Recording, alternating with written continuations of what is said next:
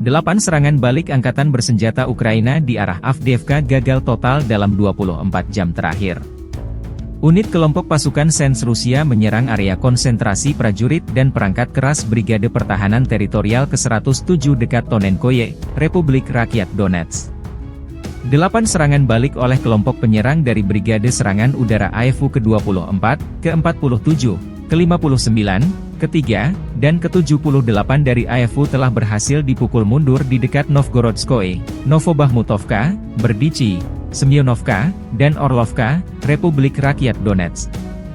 Kerugian Ukraina mencapai 410 tentara, 3 kendaraan tempur lapis baja, termasuk 1 Bradley YV buatan AS, 9 kendaraan bermotor, 1 Howitzer D-30, dan 1 stasiun radar anti-bateraian TPK-36.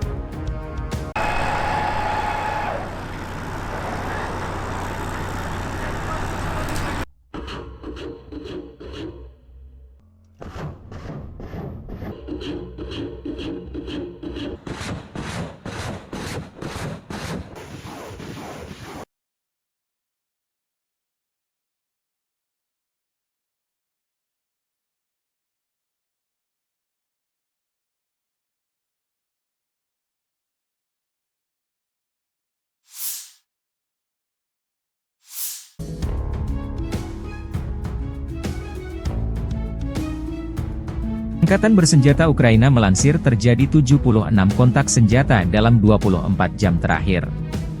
Secara total, Rusia meluncurkan 16 rudal dan 130 serangan udara yang dilakukan.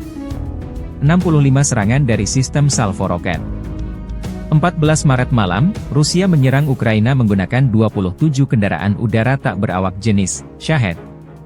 Semua drone penyerang dihancurkan kekuatan dan sarana pertahanan udara Ukraina.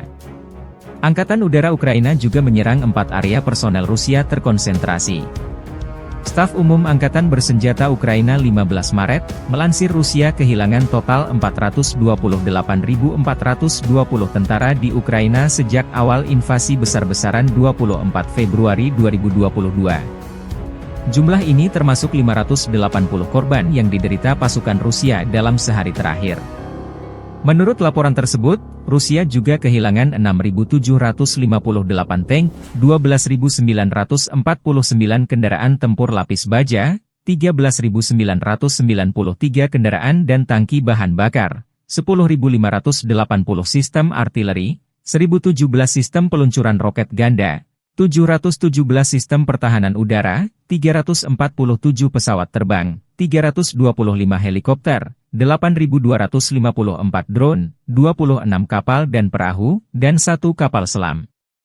Konflik Rusia-Ukraina memasuki tahun ketiga belum ada tanda-tanda perdamaian.